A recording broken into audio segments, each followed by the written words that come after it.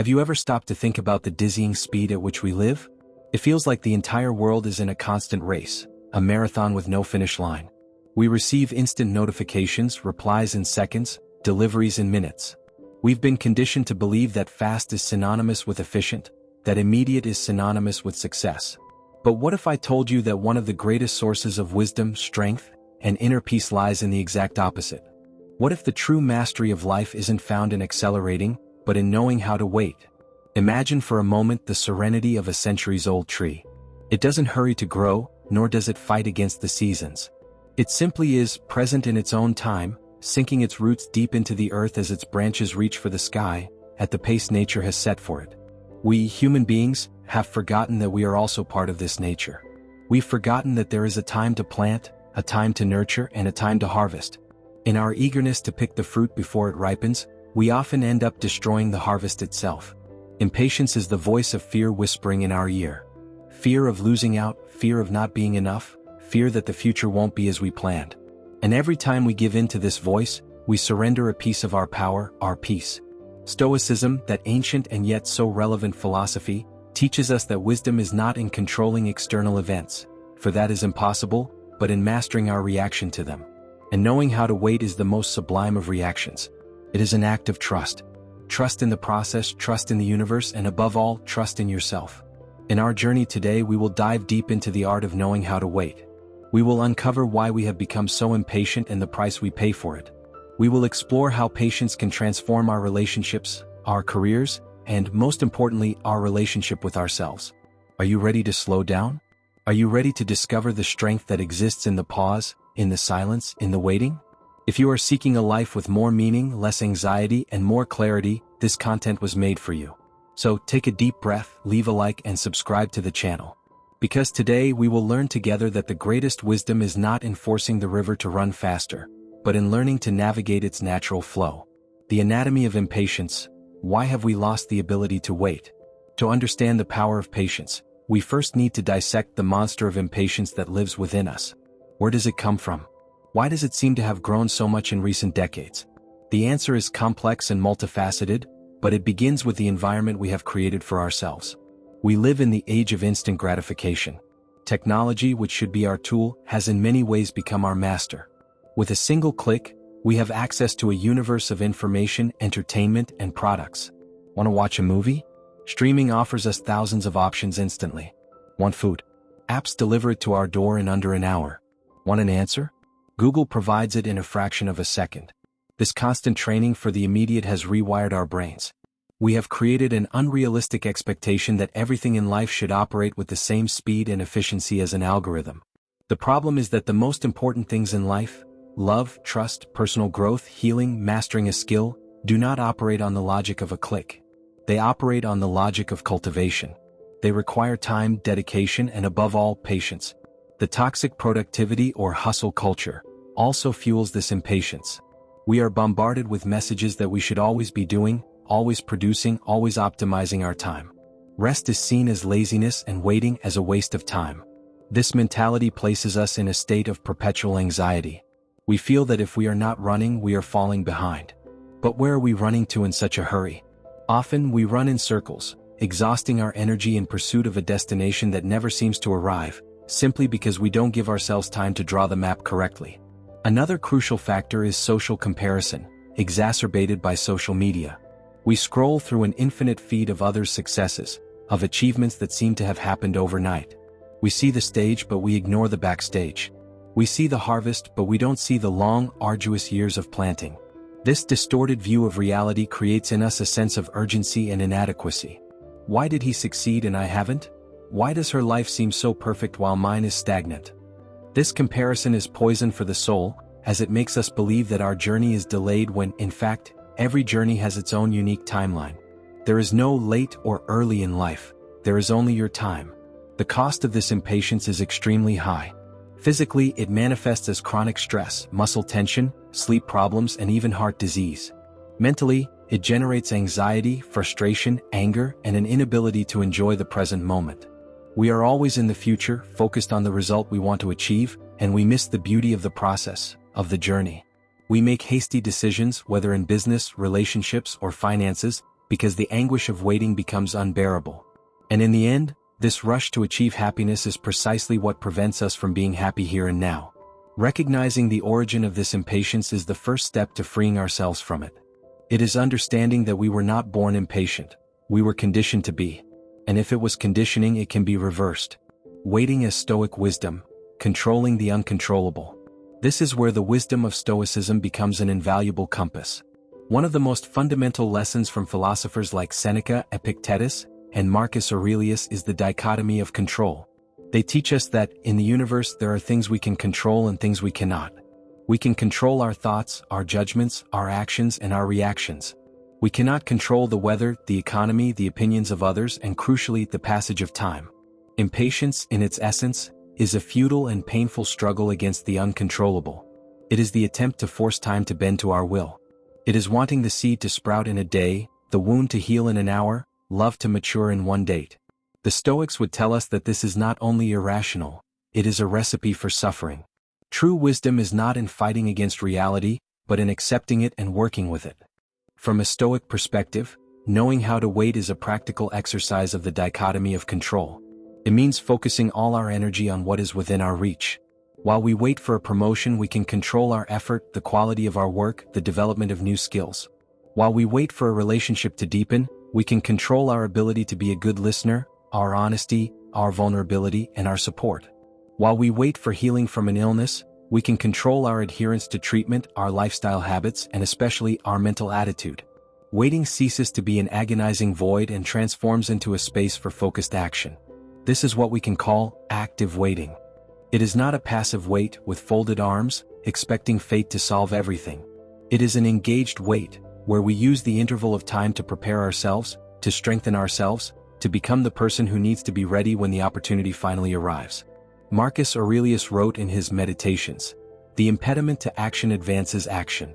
What stands in the way becomes the way." This is a profoundly transformative idea. The wait, which seems like an obstacle, can become the very path to growth. The time you spend waiting for a result may be the exact time you need to mature, to learn a vital lesson, to develop the resilience that will be necessary to handle success when it comes.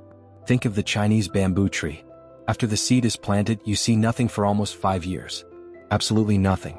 All the growth happens underground, where a complex root structure is being formed. During these 5 years, an impatient farmer might give up, dig up the seed, and declare it dead. But the wise farmer continues to water and care for the soil, because he trusts the process. And then after 5 years, the bamboo emerges from the ground and grows over 80 feet in just 6 weeks. Life is often like the Chinese bamboo. The most important growth is invisible and silent. Knowing how to wait is trusting the formation of your roots. Patience in relationships, the art of cultivating real connections. If there is one area of life where impatience causes monumental damage, it is in human relationships. We try to apply the logic of efficiency and speed to something that is, by nature, organic, complex, and unpredictable: the human heart. We want instant intimacy, immediate trust, and conflict resolution in a single conversation. This rush doesn't build bridges, it burns them. Knowing how to wait in a relationship means, first and foremost, giving the other person the space to be who they are, in their own time. Each individual has their own story, their own wounds, their own pace for opening up and trusting. Forcing someone to go faster than they are ready for is an act of emotional violence. Patience, in this context, is a form of respect. It is telling the other person, "I see you. I respect your time.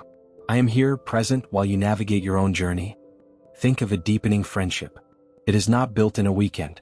It is woven thread by thread, with honest conversations, shared experiences, support in difficult times, and celebrations in moments of joy.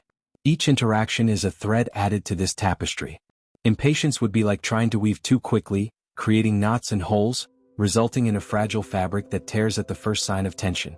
Patience is the steady, gentle hand of the artisan who knows that the quality of the work lies in the time and care dedicated to it. In romantic love, patience is even more crucial. In the initial phase of infatuation, everything is intense and accelerated. But the transition from infatuation to sustainable love, to partnership, is a process that requires calm and maturity. It requires patience to deal with the other's imperfections and our own, patience to navigate the inevitable conflicts, patience to understand that love is not a constant state of euphoria, but a daily decision to care, respect, and grow together. When we are impatient, we interpret a bad day as the end of the relationship, a flaw as an unforgivable character trait, a moment of silence as disinterest. Patience gives us the perspective to understand that relationships, like the weather, have their seasons. Patience is also fundamental in communication. How many times, in an argument, are we more concerned with formulating our response than with truly listening to what the other person is saying? Impatience makes us terrible listeners. We interrupt, jump to conclusions, and react instead of responding. Assertive and empathetic communication requires a pause. It requires waiting for the other to finish, processing what was said, and only then expressing our point of view with clarity and respect. This small pause can be the difference between a fight that creates wounds and a dialogue that strengthens the connection. And perhaps most difficult of all, knowing how to wait means having patience with another's healing process. When someone we love is suffering, our instinct is to want to fix the problem quickly. But pain, grief, disappointment have their own timeline. Healing cannot be rushed. True help often is not in giving solutions, but in simply sitting beside the person in silence, offering our patient presence and unconditional support. It is a profound act of love to say, "It's okay not to be okay. Take all the time you need. I will be here." The rhythm of growth, patience in career and personal development. Our journey of growth, whether professional or personal, is another area where patience is an indispensable and often forgotten virtue. We live under the tyranny of the overnight success, one of the greatest fallacies of our culture. We admire the athlete on the podium, the entrepreneur on the magazine cover, the artist with the acclaimed work, and we rarely stop to consider the decades of invisible effort that got them there. Knowing how to wait in personal development is, first and foremost, about being patient with yourself. It's understanding that changing habits, overcoming traumas, and developing new skills are not events, they are processes. You don't become a calmer, more disciplined, or more confident person by reading a book or watching a video. You become that person through daily, consistent practice, with countless stumbles and fresh starts along the way. Impatience with oneself manifests as harsh self-criticism. When we try to meditate and our mind wanders, impatience says, "You're no good at this." When we try to start exercising and miss a day, impatience says, "You're a failure." When we make a mistake on a new project, impatience says, "You'll never learn." Patience, on the other hand, is the voice of self-compassion. It says, "It's okay, minds wander. Let's try again tomorrow." One missed day doesn't invalidate a week's progress. Making mistakes is part of learning. What can we learn from this? Patience is the difference between giving up at the first hurdle and persevering until mastery is achieved. In our careers, this wisdom is just as vital. Young professionals often enter the workforce with a tremendous anxiety to climb the ladder, to reach leadership positions and high salaries in record time. This haste can lead to constant job hopping, a lack of deep expertise in any specific area, and chronic frustration. Patience in a career means understanding the value of building a solid foundation. It means spending enough time in a role to truly master it, to understand the nuances of the business, to build trusting relationships with colleagues and mentors. It is the apprentice's principle. No master became a master without first spending years as an apprentice, humbly learning the craft, sweeping the workshop floor if necessary, absorbing every drop of knowledge. Waiting for the right opportunity instead of jumping at the first one that appears is also an act of professional wisdom.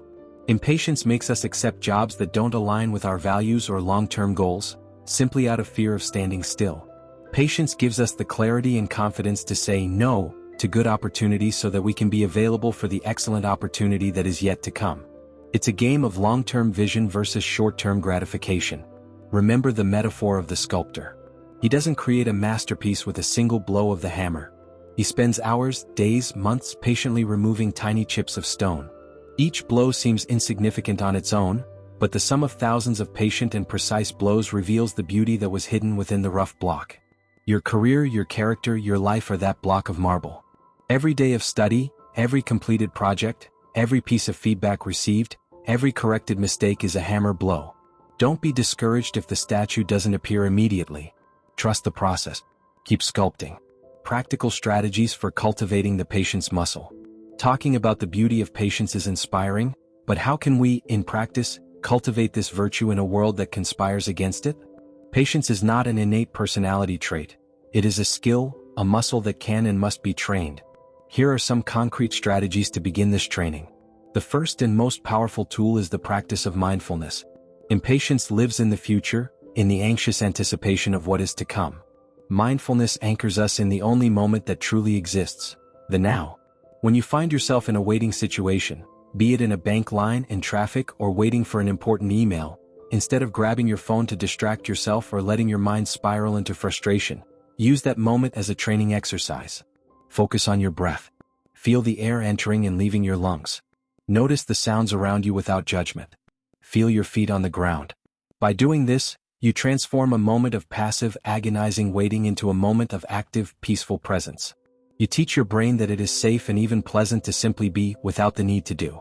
The second strategy is to change your perspective on waiting time. Instead of seeing it as lost time, see it as gained time. A delayed flight is not a catastrophe. It is an unexpected opportunity to read that book you never have time to open. A traffic jam is not hell. It is a chance to listen to an interesting podcast or simply enjoy a moment of silence. When you reframe waiting as an opportunity, frustration dissipates. Always carry a book, a notebook, or have a list of interesting audios on your phone. Be prepared to turn dead time into growth time. The third technique is to practice delaying gratification on a small scale. We live in a want-it-now culture. Start introducing deliberate small pauses. Finished an episode of your favorite series? Instead of immediately clicking next episode, wait until the next day. Saw something online you want to buy? Put it in the cart, but wait 24 or 48 hours before completing the purchase. These small acts of self-control strengthen the patience muscle and help you break free from the impulse of immediacy. You begin to realize that the desire diminishes and that you have control over your wants, not the other way around. The fourth strategy is to zoom out or broaden your perspective. When you are impatient about something, ask yourself, will this matter in 5 years? What about in 1 year? What about in 1 month? In the vast majority of cases, the things that cause us immense frustration in the present moment are incredibly insignificant in the grand scheme of our lives. A small delay, a silly mistake, a reply that doesn't arrive. By placing the situation in a broader time perspective, its emotional charge decreases dramatically, and patience becomes a logical and natural response. Finally, connect with nature. Nature is the greatest teacher of patience. Watch a spider weave its web, a flower bloom, the tides rise and fall. Nothing in nature hurries, yet everything is accomplished. Spending time in natural environments reminds us that we are part of a much larger system, with rhythms and cycles that are beyond our control. This connection helps us let go of the need to control everything and to trust more in the flow of life. The final frontier: active waiting versus resigned passivity. It is crucial to make a fundamental distinction. Knowing how to wait is not the same as being passive. Wisdom is not found in procrastination, laziness, or abdicating responsibility. That is not Stoic patience. It is resignation and apathy. The true art of knowing how to wait is a delicate dance between acceptance and action, between letting go and preparing. It is what we call active waiting. Passive waiting is sitting and hoping for things to happen. It is complaining about the lack of opportunities without going out to look for them. It is wishing for a better relationship without working on yourself to be a better partner. It is waiting for luck to knock on your door. Active waiting, on the other hand, is using the waiting period as a training ground. It is understanding that while the external outcome is out of your control, your preparation is entirely in your hands. Are you waiting for a job opportunity? Active waiting is refining your resume, networking, acquiring new certifications, practicing for interviews. Are you waiting for your business to grow? Active waiting is optimizing processes, listening to customer feedback, innovating your products, training your team. Are you waiting to recover from a broken heart? Active waiting is investing in therapy, reconnecting with friends, discovering new hobbies, focusing on your physical and mental well-being. Active waiting is about focusing on the process, not the prize.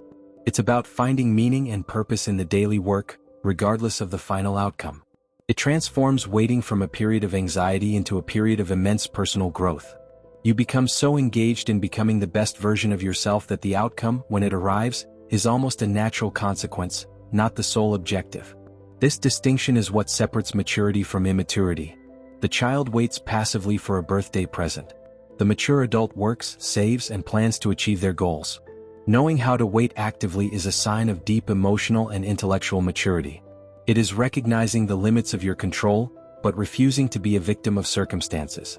It is being the farmer who cannot make the sun shine or the rain fall, but who can plow the land, fertilize the soil, and remove the weeds, ensuring that when the right conditions arrive, his field is ready to flourish. So look at your life right now. Where are you waiting? And more importantly, how are you waiting? Are you in a passive wait, full of frustration and helplessness? Or are you in an active wait, using this time as a gift to strengthen, learn, and grow? The choice is yours. Conclusion: the peace found in the rhythm of the soul. We live in a world that idolizes speed, but true wisdom, lasting peace, and significant success are almost always found in the slow lane of life. Knowing how to wait is not a sign of weakness. It is the manifestation of immense inner strength. It is the confidence that things will unfold in their own right time. It is the humility to recognize that we do not control the universe. It is the intelligence to focus our energy where it can truly make a difference, in our own actions and attitudes. Every moment of waiting is an invitation.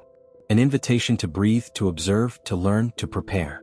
It is an opportunity to disconnect from the external noise and reconnect with your inner voice. By embracing the art of knowing how to wait, you stop fighting against the river of life and learn to flow with it.